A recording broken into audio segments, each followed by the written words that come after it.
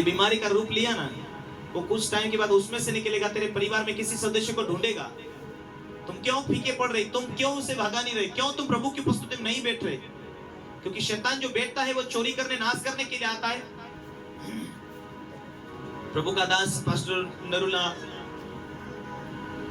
जी बोल रहे थे कि किसी बहन को एक विश्वास में थे, उसका दुष्टात्मा नहीं निकल रहा 15 साल से।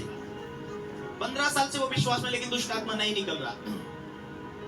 और दुष्टात्मा से छोड़े तो पूरे परिवार के कब्जा करते। तू ऐसा क्यों नहीं करता, तू वैसा क्यों नहीं करता, पूरे परिवार के ऊपर प्रेशर देते, दबाव देते। इतना गुस्सेली है वो, इतना क्रोध वाली है वो, पूरे परिवार को नियंत्रण करती, सासू ससुर को दबाती, पति को दबाती, बच्चों को किसी की लगने नहीं देती वो अपने घर में। इतनी तेज, और उसके क्रोध के कारण ही दुष्टात्मा उसके ऊपर अटैक करता था। और परमेश्वर को पूछता है प्रभु का दास, प्रभु इसे चंगाई क्यों नहीं देता, दुष्टात्मा से आजाद क्यों नहीं देते? उसके बुरा स्वभाव के कारण शैतान को चारा मिलता है, उसकी बुरी आदत के कारण शैतान को अवसर मिलता, उस कारण इसे छोड़कर नहीं जा रहा शैतान।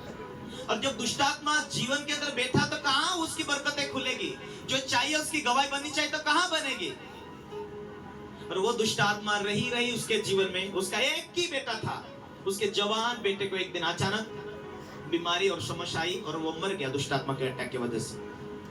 मालूम है शैतान चोर है, वो चोरी करने के लिए आता, किसी न किसी वस्तु चीज को बिगाड़ता तो बिगाड़ता, लेकिन जो तुम्हारा जीव लगता हो, अच्छा हो, उसे लेकर चले जाता।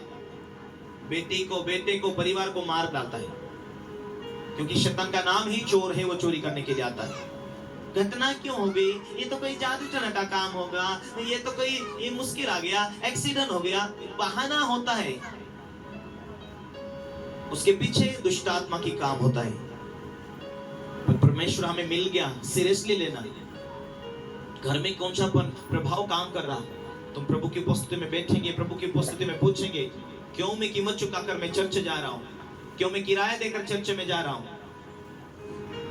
लोग को समझ नहीं है, बेवकूफ बना काम करते हैं। हम चर्च नजदीक है, हम उधर चले जाते हैं, हमारा नजदीक चर्च है क्योंकि आपके उधर बहुत किराया लगता है। सामर्थ्य कहाँ है? कहाँ बड़े बड़े काम हो रहे, कहाँ छुटकारा मिल रहा?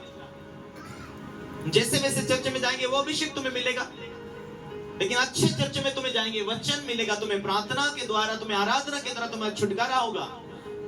वो एक वचन अंदर आएगा तब छुटकारा होगा तुम्हारे जीवन के अंदर।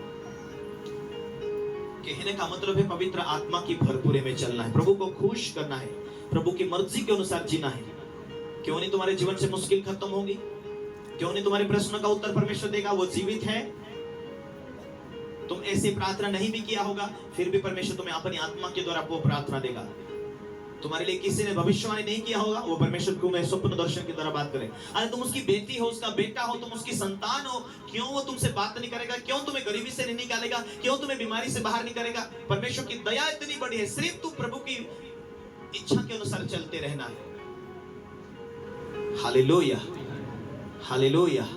प्यारे भाई और बहनों, परमेश्वर की दया अटल है, उसकी प्रेम कभी नहीं टलता, उसकी दया कभी खत्म नहीं होती।